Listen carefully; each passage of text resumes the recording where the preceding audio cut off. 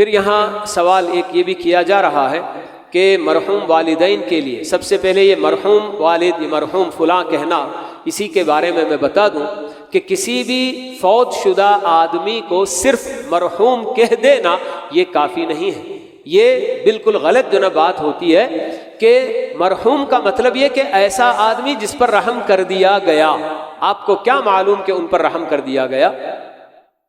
کون ہم اللہ تعالیٰ کے بارے میں ہم یہ فیصلہ کریں گے کہ ہاں اللہ نے ان پر رحم کر دیا؟ یہ نہیں کہنا ہے، بلکہ ہر آدمی کے لیے آخر میں آپ رحمہ اللہ دعا کیجئے۔ جی جو بھی فوت ہو گئے، فلاں صاحب فلاں رحمہ اللہ رحمت اللہ علیہ، ایسے آپ کہیے، تو یہ ہماری دعا اللہ تعالیٰ ان کے حق میں قبول کرے گا۔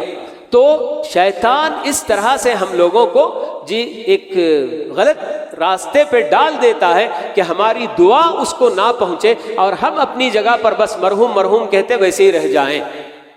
اگر ایسا کہنا بھی ہے تو جیسے کہ عرب کے لوگ اس کے ساتھ ملا کر کہتے ہیں المرحوم بِإِذْنِ اللہ، اللہ کی مشیت ہو تو ان پر رحم ہو جائے گا، تو ایسے کہنا چاہیے۔ ایسے ہی بالکل مرحوم یہ کہیں گے تو اس کا کوئی فائدہ نہیں، مرنے والے کو کوئی فائدہ نہیں ہوتا ہے۔ فلاں کا نام، کوئی بھی کسی کا بھی نام، اور وہ فوت ہو چکے ہیں تو آپ مرحوم فلاں کہنے کی بجائے فلاں رحمہ اللہ یہ کہیے۔ رحمہ اللہ کا مطلب کہ اللہ ان پر رحم کرے، آپ دعا کر رہے ہیں، اس دعا کی ان کو ضرورت ہے اور یہی دعا ان کو انشاءاللہ فائدہ پہنچائے گی۔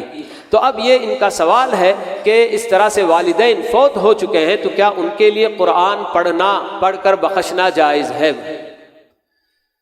اللہ کے نبی صلی اللہ علیہ وسلم کے زمانے میں بھی قرآن پڑھنے والے بہت تھے، جی آپ بھی پڑھتے تھے اور آپ کے صحابہ وغیرہ بھی، اور مرنے والے کو کن کاموں سے فائدہ ہوتا ہے یہ بتانے میں آپ نے قرآن پڑھ کر بھی ان کو فائدہ پہنچایا جا سکتا ہے، یہ آپ نے نہیں بتایا۔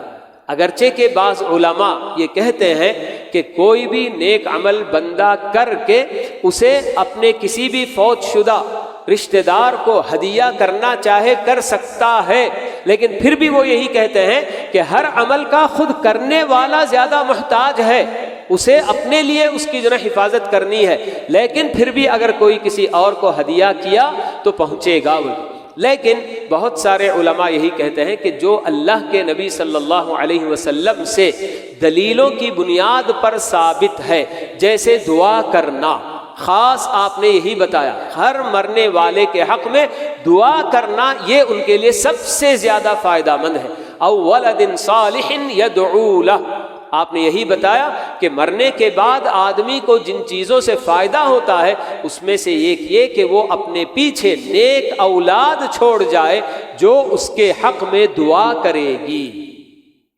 اور اسی طرح سے صدقہ اور خیرات، اس کے بارے میں بھی آپ نے بتایا کہ ہاں صدقہ اور خیرات ان کی طرف سے کرو تو بہت زیادہ ان کو فائدہ ہوگا۔